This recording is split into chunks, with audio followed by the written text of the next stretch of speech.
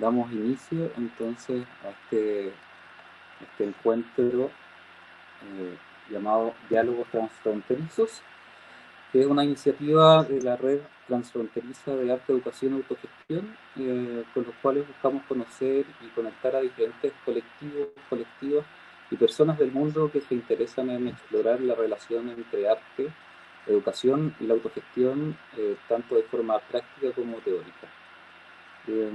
Nuestras aproximaciones a estas experiencias de vida las queremos desarrollar tejiendo una red de trabajo y colaboración internacional para reconocernos y aprender a compartir y reflexionar juntos en torno a qué significa practicar la autogestión en la sociedad actual y de qué manera la educación y el arte dialogan con la autogestión.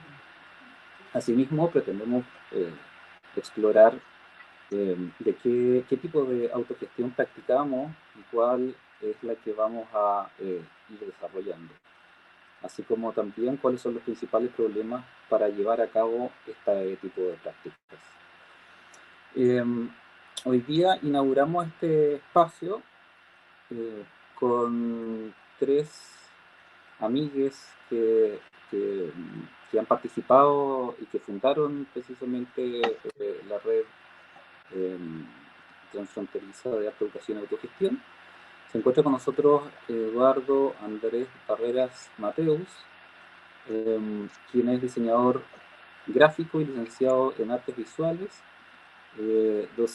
docente y actualmente realiza una maestría en estudios en infancia de la Universidad Pedagógica Nacional, miembro y líder de la corporación Tajamapu.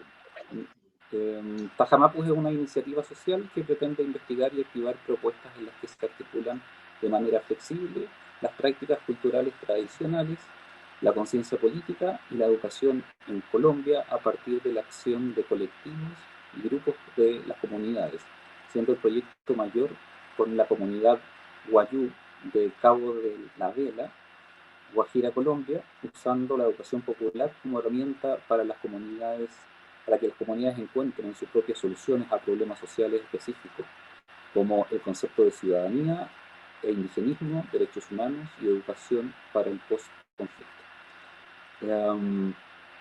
Y nos acompaña también Paula Rothger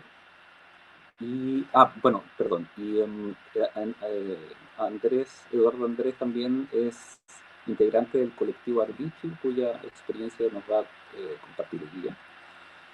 También nos acompaña Paula Rothger y Constanza Garrido. Ambas son egresadas y profesoras de la Universidad Metropolitana de Ciencias de la Educación, y han participado del colectivo Talleres Rizoma desde hace 6 años, integrando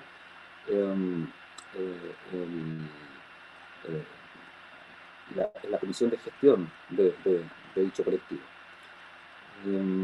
Y también nos acompañan hoy día con una investigación que realizaron acerca de dicho colectivo, que se llama Aprendizaje Rizomático, significados del aprender en las y los integrantes de los talleres Rizoma. Entonces, cada presentación va a durar aproximadamente 20 minutos y las personas que nos estén escuchando, estén participando de esta actividad, nos pueden ir escribiendo sus preguntas en la medida en que nuestros invitados vayan desarrollando su exposición. Y entonces al término de estas exposiciones yo voy a hacer lectura de tales preguntas para poder generar una conversación.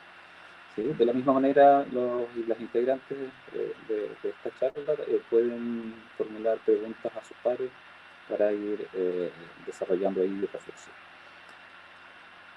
Bien, entonces, agradeciendo a todas las personas, a todos los integrantes, las integrantes de la red transfronteriza de educación y autogestión,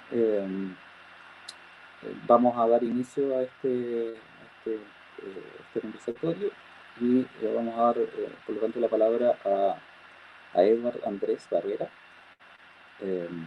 Muy bienvenido y bueno, todo suyo. Vale, Felipe, muchas gracias. Y pues Muchas gracias. gracias también a los que se conectan en este momento y nos acompañan, a Paula, a Constanza también por compartir el escenario y a la red por posibilitar este escenario. Creo que es supremamente importante que nos encontremos, ¿no? Que es precisamente a lo que quería como llegar con la propuesta de presentación del diálogo que se propone el día de hoy. Es como cómo podemos llegar a esos encuentros y desde esos encuentros realmente se posibilitan formas de interacción que desde el arte y desde la educación proponen otras formas de encuentro. Me va a permitir compartir aquí pantalla, preparé un par de sliders muy sencillos como para hablar de eso, de lo que pues quiero como motivar en el diálogo el día de hoy.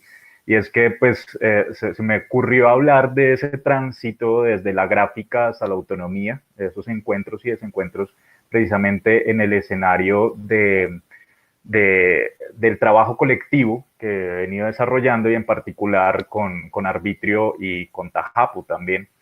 Sin embargo, quiero como hacer énfasis en el encuentro frente a estos ítems que pues señalé acá, que es la educación artística, el taller de artes, poner en cuestión esa idea de la autoría, el ejercicio de construcción de memoria que se va dando en los colectivos, en lo colaborativo y la concepción de la obra. No necesariamente voy a como a hablar de esos conceptos y a tratar de resolverlos, sino que me parece que son como ítems o nodos que nos van a permitir como entablar un diálogo frente a los procesos que efectivamente nos han llevado en los colectivos o en este colectivo en particular desde un tránsito de lo artístico, desde la gráfica, hacia un ejercicio de pensarnos eso de la autonomía por, para y en la educación.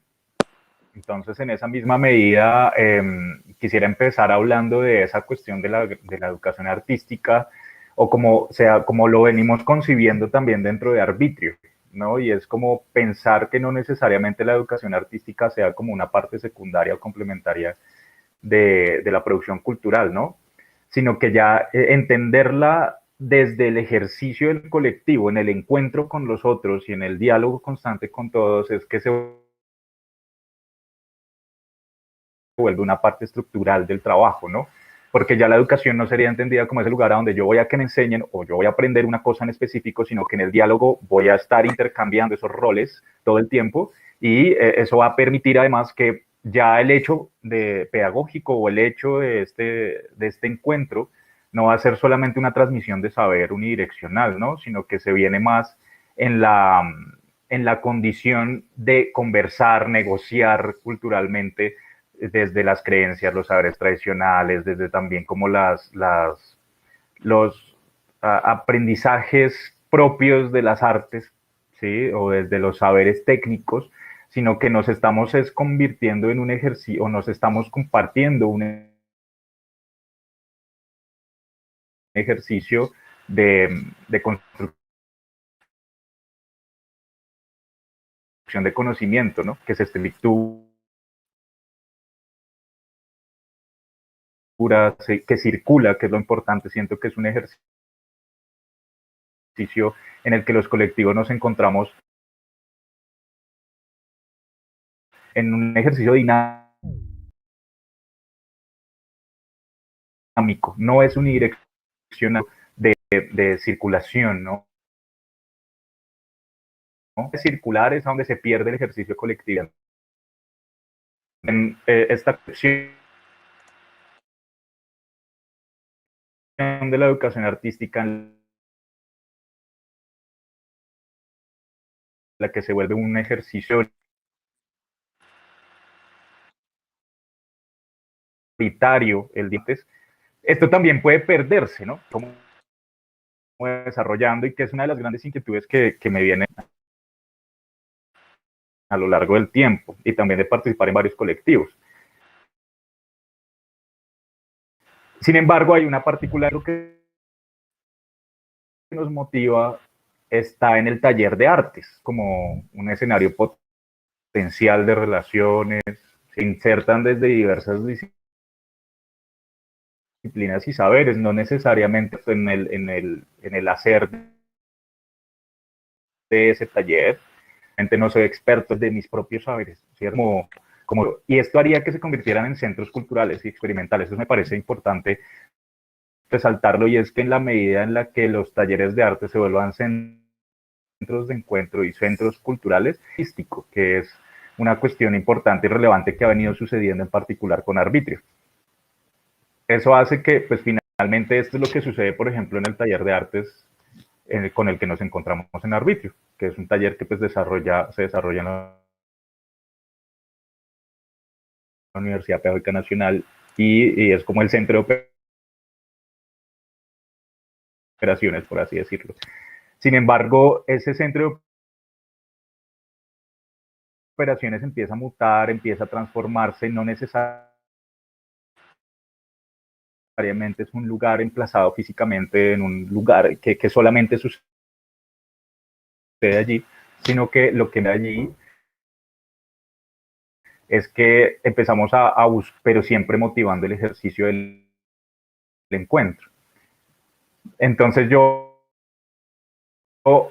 trabajo aleatoriamente en el espacio de Arbita Japu, pues con comunidades, con la comunidad Wayuu, que es al norte de Colombia, en la Guajira, en ciertas condiciones socioculturales específicas y de su propia forma de entender las relaciones sociales, pues venimos nosotros como a tener un diálogo con ellos, a intentar relacionarnos desde lo que nosotros conocemos frente a lo que ellos conocen y en pro de buscar nuevas formas de habitar el territorio, ¿no?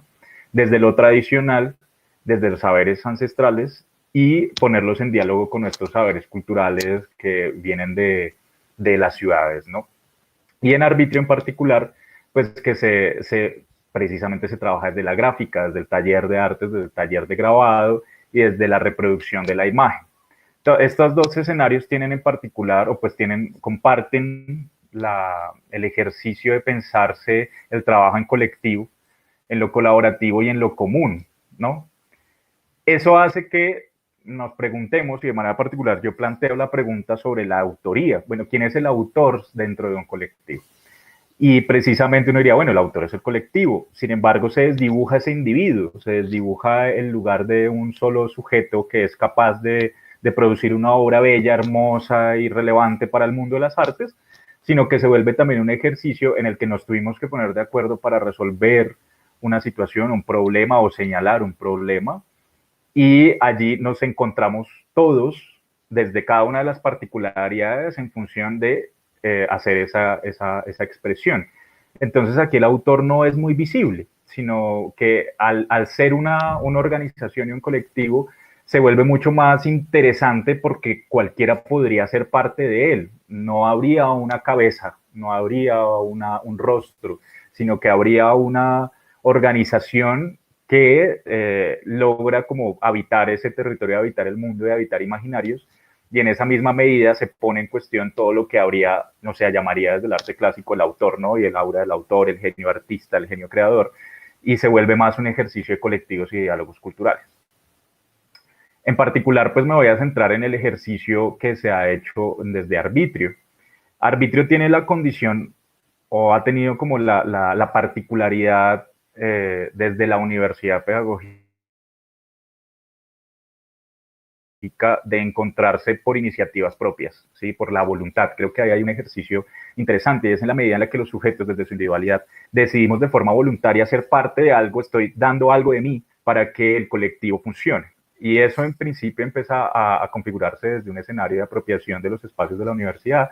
Entonces, por ejemplo, el mural que les estoy mostrando acá, esta es parte de la construcción, es un mural ahorita que pues tiene la frase completa de Educa tu rebeldía, en el que también tiene una apuesta política dentro de la universidad, y es algo muy interesante que ya ahorita, por ejemplo, en la universidad se ha vuelto un lugar de memoria, que es, hace poco estaba hablando precisamente con los organizadores del recorrido de la memoria dentro de la universidad, y entonces ellos dicen que este mural ahora se ha vuelto un espacio importante porque los chicos lo reconocen como aquello por lo que se están educando y no necesariamente la plaza central de la universidad en donde normalmente se tomaba la foto cuando se graduaban. Ahora se dirigen a este espacio y quieren que el mural esté detrás y que esa frase los represente dentro del ejercicio de formación o el ejercicio profesional que van a desarrollar. Claro, esta iniciativa se va a configurar desde la iniciativa propia de los chicos, ¿no? Y de la iniciativa propia de los que participan en el colectivo. Es un encuentro por hacer un mural, ¿sí? Nos pusimos un reto, nos pusimos un problema, resolvámoslo entre todos. Y cada uno aporta desde su lugar. Entonces aquí uno diría, bueno, ¿y quién es el autor de Educa tu Rebeldía? Bueno, fue Arbitrio. ¿Y quién es Arbitrio? Arbitrios son muchos. Entonces, ¿quiénes son? Entonces, claro, ahí habría como ese lugar de, se desdibuja esa figura de un solo agente cultural y se vuelve un ejercicio social. Esto también nos lleva a otro encuentro que se desarrolla con la obra de Lejos Parecen Moscas, esta obra pues que ha tenido como la posibilidad de estar, por ejemplo, la foto de fondo es una exposición que hicieron con los amigos de Barcelona, que están Andrés, haciendo... Sí. disculpa, mira, no logramos ver las imágenes que nos estabas mostrando, que nos está intentando. Ah, Sí. ok. ¿Si nos puedes compartir pantalla, por favor? Claro, ya voy a hacerlo de nuevo. Estaba seguro que las estaba compartiendo. Gracias. ¿Aquí se están compartiendo? No, No. no. Sí, sí, mira, si te fijas en la parte inferior a la izquierda, hay tres iconos. Al lado de la mano Sí, hay un icono que es para compartir pantalla, el que está al medio de esos sí, tres. sí, ese lo tengo habilitado y estoy buscando aquí aplicación. Voy a ver si me deja toda la pantalla, a ver si de pronto es eso.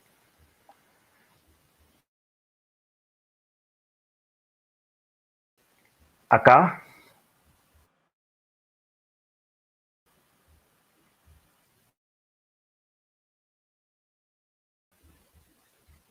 acá se ve No, la imagen.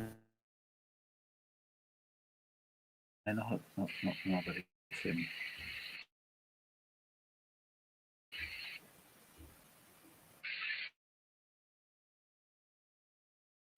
O-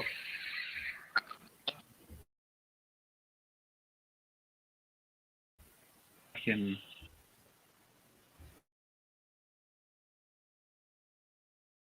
bueno, que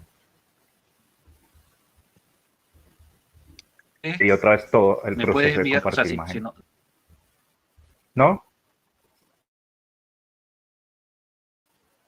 Eso, listo, no. ya te lo voy a enviar. Ya te lo voy a enviar entonces. Qué pena con los que nos están viendo en este instante. Yo estaba aquí seguro que todos lo estaban viendo. Ya le envié la presentación.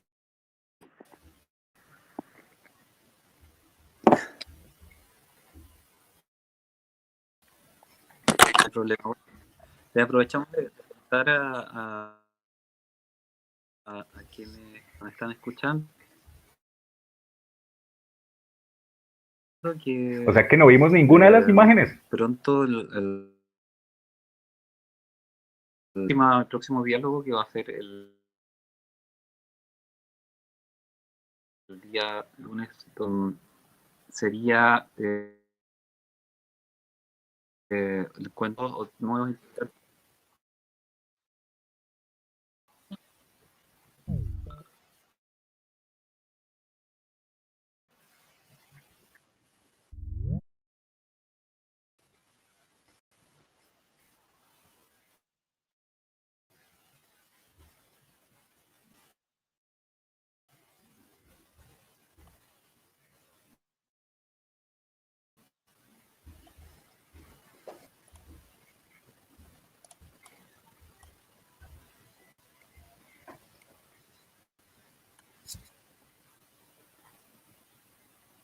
Listo, ahora sí la estamos viendo, sí. Ya, perfecto. Entonces, Vale. vamos a... De pronto entonces vamos a la imagen de Educa Rebeldía, que era como en lo que estaba.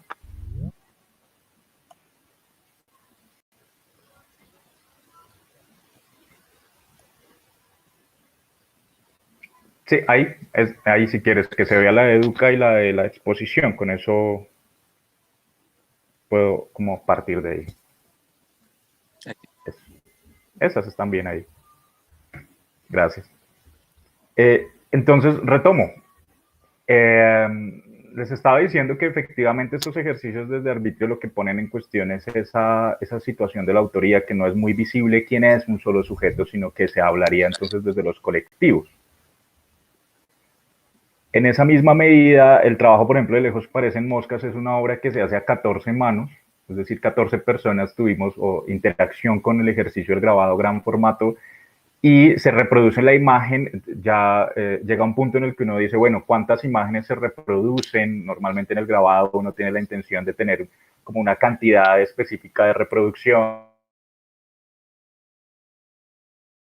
Sin embargo, el motivante de la obra no es tener una obra de colección, sino tener unas problemáticas sociales de nuestro país con la desaparición de líderes sociales o con el asesinato de líderes sociales de manera sistemática. Entonces, en esa misma sistematicidad en la que van asesinando a los líderes sociales, pues asimismo se va a ir poniendo una imagen, se va poniendo una imagen cada vez en las calles, como tratando de que no se desaparezca solamente la imagen de esa persona, sino que también al aparecer de uno la imagen empezamos a construir memoria dentro del ejercicio que se plantea. Y aquí de nuevo, entonces al ser colectivo todos nos ponemos un reto y ese reto lo solucionamos entre todos desde la diversidad de cada uno. En esa misma medida, pues esto hace que la obra también tenga una posibilidad de circulación más amplia, porque no se circularía la obra de un solo sujeto, sino se circula la obra de un colectivo. Y en esa misma medida, cualquiera que hace parte del colectivo podría tener la cara del colectivo. Siguiendo con las imágenes, por ejemplo, hay otras dos imágenes que son las que aquí están acá abajo, en el que el colectivo se encuentra con una comunidad en el distrito de Agua Blanca, en la ciudad de Cali, en Colombia, en el que se hace una intervención mural en una biblioteca pública, ¿no? En relación también interesante con la comunidad del barrio y con el lugar de la biblioteca como un lugar, un centro cultural, empiezan a ver representadas otras formas de imagen dentro de los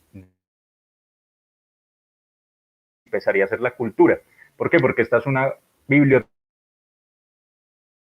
que vienen desde el centro de la ciudad, son imágenes de personas ya todas bien puestecitas, bien peinaditas, pero resulta que el distrito de Agua Blanca en un 90%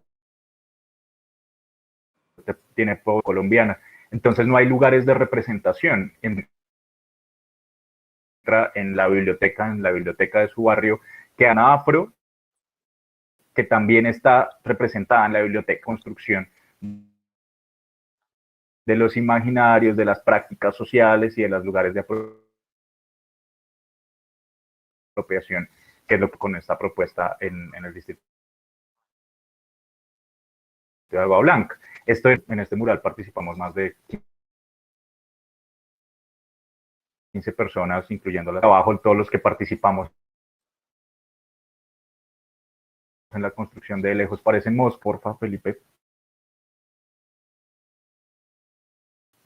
Que lo mismo y de pronto por eso es que está la frase presente en cada una de las momentos en el que nos encontramos en función de resolver un problema artística o de construir, digamos, es donde se posible medida el más abajo, es un encuentro que tuvimos, precisamos también el escenario en el que también compartimos lo que se produce en obra, la obra gráfica, y al tiempo que cómo nos encontramos como entre colectivos y entre iniciativas, ¿sí? Entonces el encuentro es fundamental allí, porque después nosotros de eso y que nos empieza a nutrir como colectivo, nos encontramos con esta propuesta que es la última con la que quiero como cerrar, que es la de grabar en la memoria, en la que nos encontramos con otro colectivo, pero esta vez un colectivo social, las Madres de Falsos Positivos de Soacha y Bogotá. Ellas son madres en su mayoría o hermanas, víctimas del conflicto armado colombiano, porque sus hijos fueron asesinados por el Ejército Nacional, los mal llamados falsos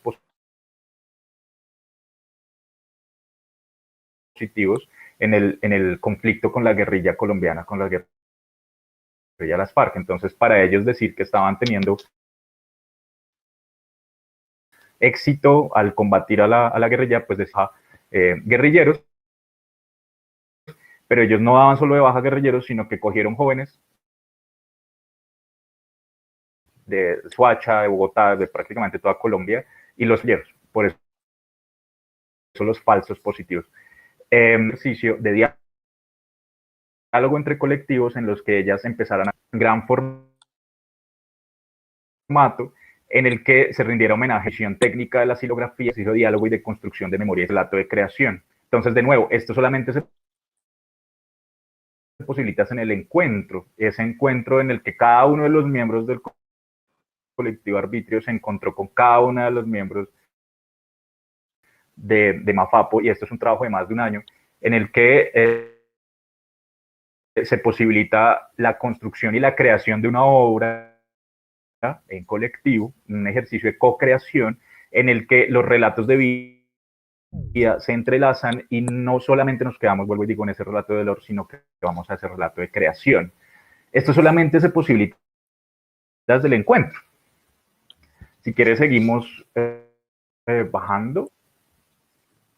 ¿Por qué hago tanto énfasis en el encuentro? Porque me parece que hay algo importante para resaltar, y en la medida en la que el trabajo con y el trabajo educativos que aquí estamos viendo, empezamos a no encontrarnos, ahí es a donde se atomiza el proceso y a donde los colectivos tienden a desaparecer, ¿sí?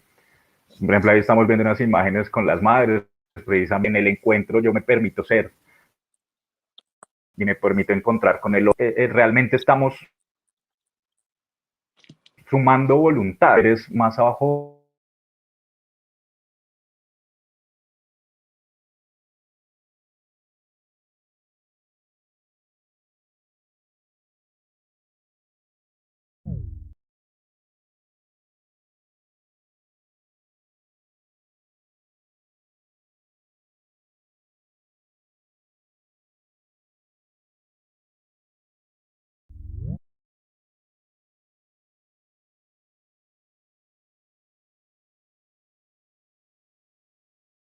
Yo a alimentar también esa cuestión muy natural del ser humano que es el ego, ¿no?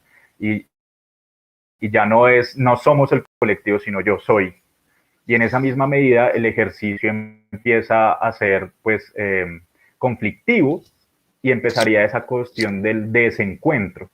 En esa misma medida el desencuentro ya pasaría a ese otro lugar de que ya no es nuestro taller, sino es mi taller, ya no es nuestra autoría, sino es mi autoría, ya no es el problema de que entre todos resolvemos nuestra cotidianidad, como siempre resolvemos, sino que cada uno va y se compra lo suyo, ¿sí? Es mi cotidianidad, o bueno, yo tuve problemas, entonces por eso ya no puedo participar, entonces ya como que la voluntad del todos se empieza a aislar y se configura desde una voluntad propia, mi individualidad, ¿no? Del encuentro. Autonomía, ¿qué es eso de autonomía? Claro, nosotros hablamos mucho y la red, por ejemplo, se configura desde esas experiencias de autogestión. Pero ¿qué es autogestión o qué sería la autonomía?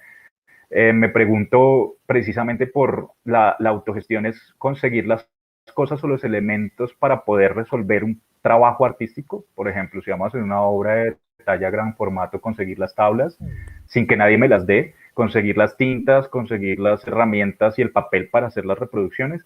Y si las conseguí, entonces ya soy autogestivo.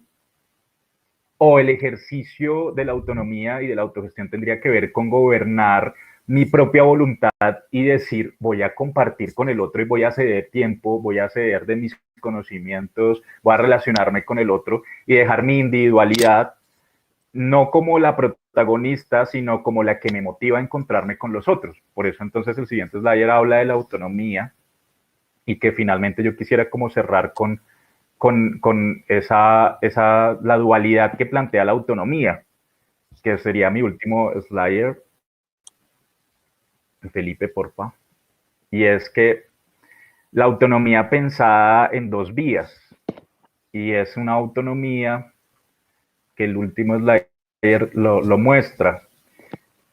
La autonomía pensada en colectivo, ¿sí? La autonomía de yo tomar decisión, una decisión consciente de reunirme con otros, de colaborar con otros y de un pensamiento común, o la autonomía, como está en la línea de abajo, pensada como un individuo que simplemente decide por sí mismo, que se configura también desde la competencia con el otro, que ya no es que construyamos, colaboremos para que entre los dos construyamos un algo, o entre los tres, o entre los cinco, sino que yo esté compitiendo con el otro porque veo que él está teniendo un mejor desempeño técnico, o porque lado a lado se desempeña mejor, desenvuelve mejor el espacio público, entonces yo tengo que hacerlo mejor. Claro, dentro del ejercicio de competencia es mucho más importante que el ejercicio colaborativo. Ese ejercicio de la autonomía se pondría en cuestión. Y también un ejercicio de la autonomía desde lo privativo, y es que como yo soy autónomo, como aparentemente yo tomo mis decisiones, entonces yo produzco mi obra y produzco lo que yo hago en función de mí mismo, y lo que hace que priva a los demás de compartir. Entonces ya no tengo una opción de relación con el otro. Esto es una mirada que me he venido planteando precisamente a partir de como que logramos tener algún tipo de desarrollos importantes, de algún tipo de reconocimiento, cada uno empieza a ejercer su aparente autonomía desde el individuo, ya no piensa en el colectivo, en el que tengo que competir y tengo que ser mejor del otro para sobresalir, y eso hace que mi obra sea mía y ya no pensamos en común, ya el ejercicio traspasa completamente esa, o mejor dicho, invisibiliza la frontera privada mía, la gráfica entendida como ese motivante, necesita compartir con el otro, colaborar y construir, o una gráfica que me lleva a un ejercicio de autonomía privativo, que también caemos en ese lugar muchas veces y que es como el lugar en el que quisiera como plantear como un punto de discusión allí en función de entender esas formas de relación que nosotros tenemos en los trabajos en colectivo y también en la construcción de estas redes, por ejemplo, en la que estamos acá. Creo que con eso yo cerraría como mi intervención y dando paso también pues para que Paula y Constanza nos compartan lo de ellos y de pronto entrar en diálogo más adelante.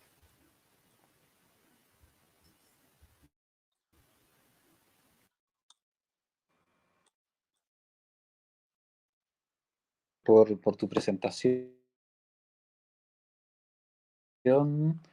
y, y bueno, de todas maneras las preguntas que vayan surgiendo, por favor háganlas llegar a través del chat por escrito para poder eh, Paula y Constanza puedan diálogo. Mucho, Connie, cuando ustedes quieran.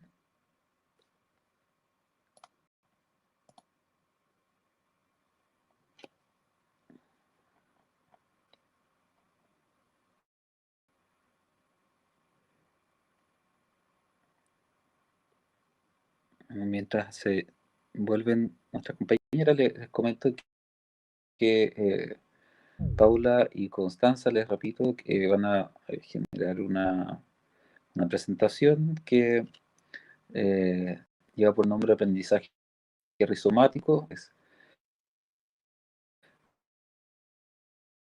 de los talleres Rizoma. Muy bien, aquí nos acompañan.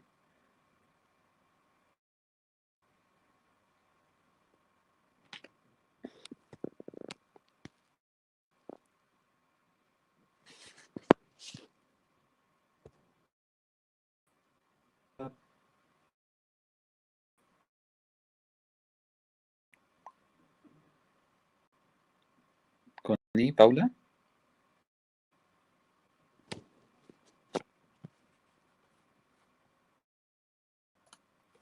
algunas dificultades.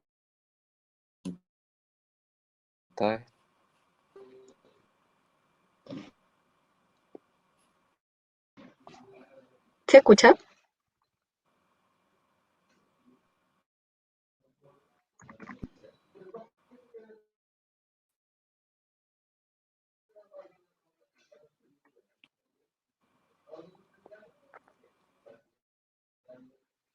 Ahí está. Si me dan un minuto para poder cambiarme de red, sería genial para tener más seguridad de eso. Perfecto, no hay problema.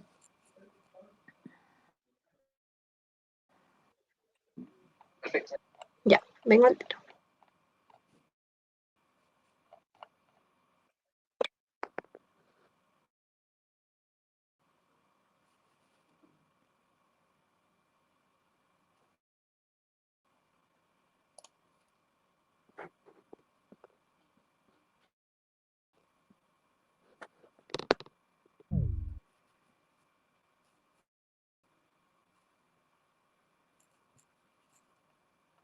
Bien, mientras dejamos invitados para el 12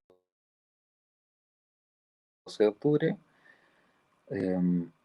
a las 8 de la mañana de Colombia, 10 de la mañana de Chile, 15 horas de Barcelona, nos va a acompañar con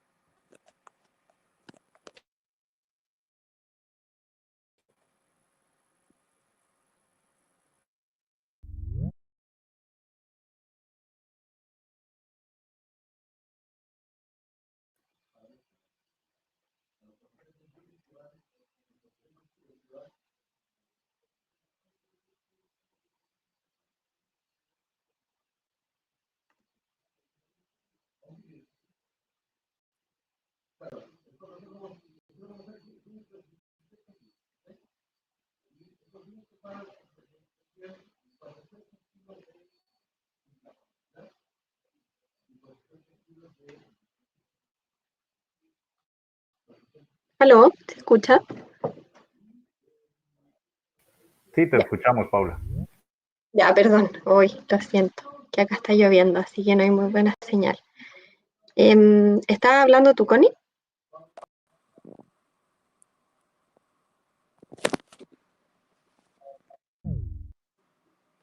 no escucha, Connie.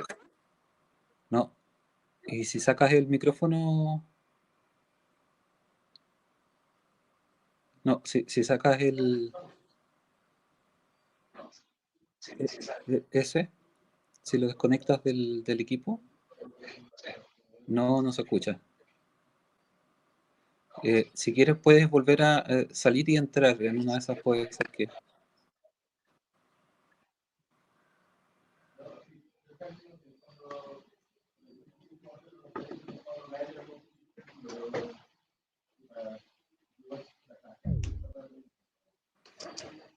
¿Estaba con problemas para hablar la Connie? Sí. Ya.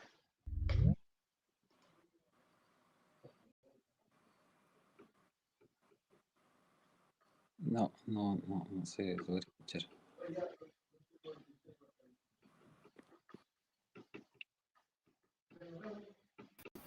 ¿Ustedes me escuchan?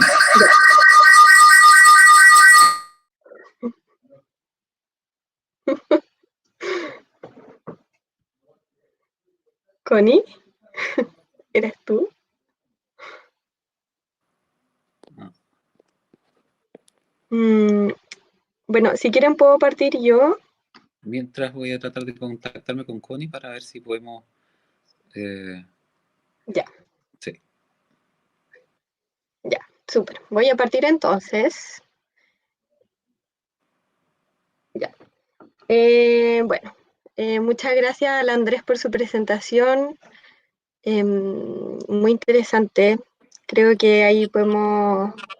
Está muy bueno como para enriquecer diálogos, porque es interesante también como dos iniciativas en lugares distintos se van dando como con líneas comunes.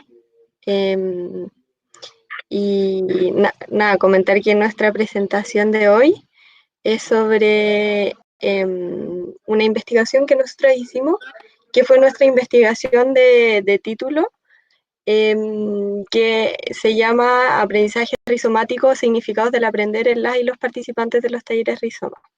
Ya, un poco para introducir en esto, nosotras con la Connie participamos de los talleres rizoma desde el año 2014 en el equipo de gestión. ¿Y cómo se llama? Un poco a partir de la experiencia que tuvimos en esta iniciativa, nos surgen muchas preguntas en torno al tema del aprendizaje y de la educación en general, porque para nosotros fue una experiencia que fue muy transformadora, ¿sí? Si bien nosotros teníamos ramos de pedagogía en la universidad y todo, la experiencia de Rizoma, a nuestro juicio, fue a ratos mucho más transformadora en cuanto a nuestras nociones del aprendizaje y de lo comunitario y de la autogestión y del arte, etcétera, que esas mismas instancias que se proponían desde la academia como instancias pedagógicas, ¿sí? O de aprendizaje de lo pedagógico. Entonces, a raíz como de esta incertidumbre de qué era aquello que lo hacía tan transformador, nosotras empezamos a hacer esta investigación, ¿sí? Y comentar que los talleres Rizoma, no sé si alguien me puede dar retroalimentación si me estoy escuchando. Sí, Sí, te súper. estás oyendo. Sí. Ya, ahora sí. Que los talleres Rizoma son una iniciativa que nace el año 2009 en la UNCE o el PEDA, que es una universidad en Santiago, que está en Santiago de Chile, que está destinada en el fondo a educar a los profesores o a gran parte de los profesores que van a ejercer en Chile. Y ahí dentro del PEDA, en la carrera de Pedagogía de Artes Visuales, el año 2009, un grupo de estudiantes de segundo año querían recibir a los estudiantes de primer año. Y aquí en Chile se hacía una especie de tradición para hacer esa bienvenida que se llamaba el mechoneo. Y que es una tradición súper abusiva en donde se hace como una especie de bautizo y que se llena a las personas con huevo y con harina y como que es súper humillante y abusiva en el fondo. Y entonces estos estudiantes de segundo año quieren hacer una bienvenida que sea todo lo contrario, ¿sí? Que subvierta esta lógica abusiva por una lógica mucho más amorosa, mucho más cariñosa, de bienvenida, en donde se sientan acogidos y acogidas para esta nueva experiencia que en el fondo también para nadie es difícil como entrar a un espacio educativo nuevo y tan distinto también a lo que es la escuela. Entonces se crean una parrilla de talleres que se proponen como horizontales, ¿sí? Es decir, que tú puedes impartir un taller sin la necesidad de ser un experto en ese taller, sino más bien como convocarlo y que la idea de aprender en colectivo permitiría que no haya, que no fuera necesario hacer una cátedra, sino que el conocimiento se produjera de manera más repartida, por así decirlo, y a través del diálogo constante. Entonces empezaron a hacerse estos talleres como para la bienvenida y funcionaron súper bien. Entonces después continuaron, se siguieron haciendo, se incluyeron incluso en algún minuto en la rama como un optativo. No funcionó muy bien porque las dinámicas eran como, las lógicas eran un poco distintas o bastante distintas, entonces como que no calzaba muy bien, pero dejaron de ser un optativo y siguieron funcionando como talleres, como una instancia no formal, digamos, dentro de la universidad, y hasta que en algún minuto se decide abrir a la comunidad. ¿Sí? Entonces que pudieran venir personas de donde quisieran a estos talleres que eran gratis, que tenían una dinámica horizontal, y eso funcionó muy bien. Era una iniciativa como súper nueva que incluso causaba un poco de extrañeza, pero funcionó súper bien, a veces con altos, a veces con bajos, pero hasta el día de hoy, 10 años después, sigue funcionando. Entonces, un poco eso es como la historia de los talleres Rizoma, para hacer una introducción a quienes no lo conozcan. Ahora voy a compartir pantalla para... Ya, ¿se ve? ¿Sí? Sí, sí se ve. O sea, no, perdón, no se ve. ¿No? No. Voy a intentarlo de nuevo.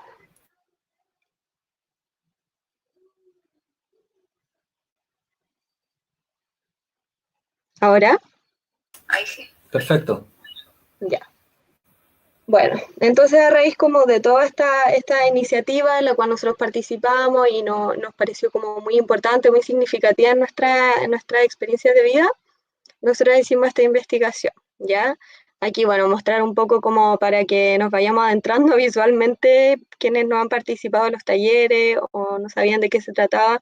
Por ejemplo, el taller de tela, que está casi desde los inicios funcionando, lleva como 6 o 7 años funcionando. Aquí lo que eran los afiches.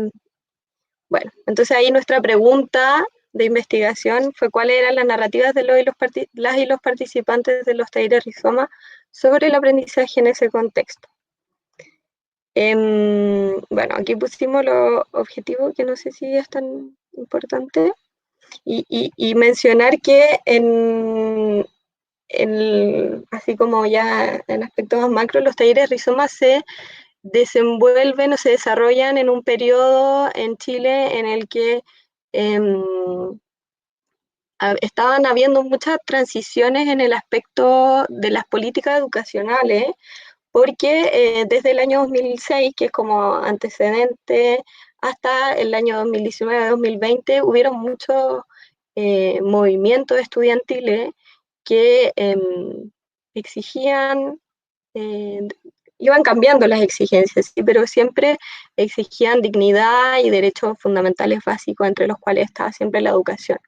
¿Sí? Entonces, hubo una transición en cuanto a las políticas educativas en esos años, pero además en cuanto a la noción de educación, que cada vez se concebía más como un derecho social. Entonces, en ese sentido, los talleres Rizoma también se insertaban como una iniciativa que intentaba democratizar estos talleres, abrirlos a la comunidad, porque entendía que era justo que todos también pudiéramos aprender, ¿sí? Independiente de dónde viniéramos, de quiénes fuéramos. Bueno, y aquí trabajamos con algunos conceptos, ¿sí? Como básicos que se asociaban a esta idea y que fueron apareciendo, que era el aprendizaje amoroso, la autogestión, la educación libertaria, el concepto de rizoma, el aprendizaje colectivo y la idea de maestras o maestros ignorantes.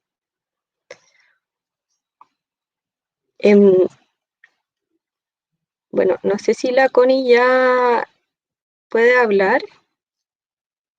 Felipe. ¿Connie? ¿Escuchan? A ver. Estoy hablando por el altavoz del Felipe. Sí, Ya, bueno. ya, súper.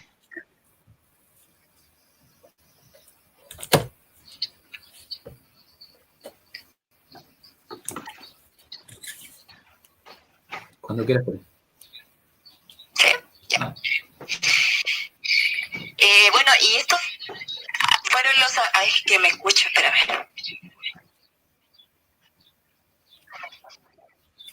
Ya, esto que se ve acá son los aspectos del aprendizaje rizomático que encontramos dentro de las narrativas que surgieron a partir de las entrevistas que hicimos. Primero que todo decir que estos aspectos del aprendizaje que están en rizoma fueron muy difíciles como de fragmentar, de separar, de como de limitar también dónde empezaba uno y dónde terminaba otro, porque todo el rato las conversaciones eran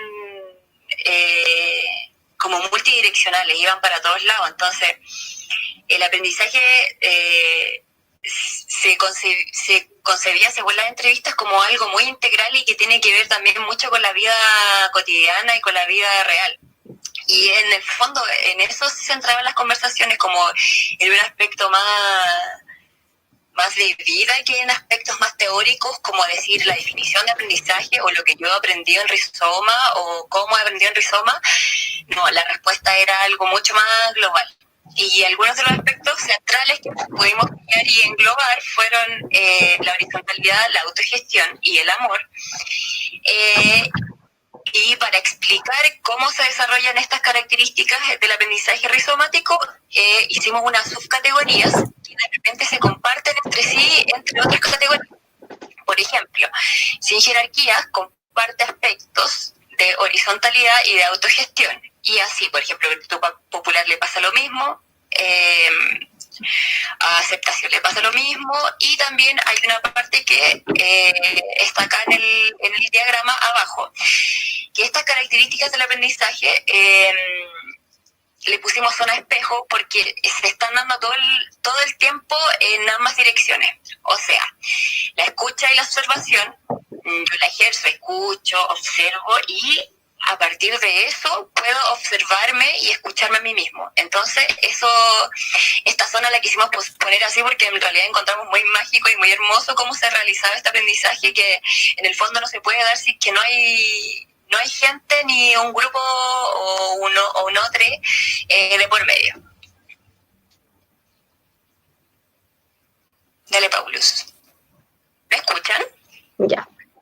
¿Me Sí, escuchan? Ah, ya, bacán, ya. sí. Ya.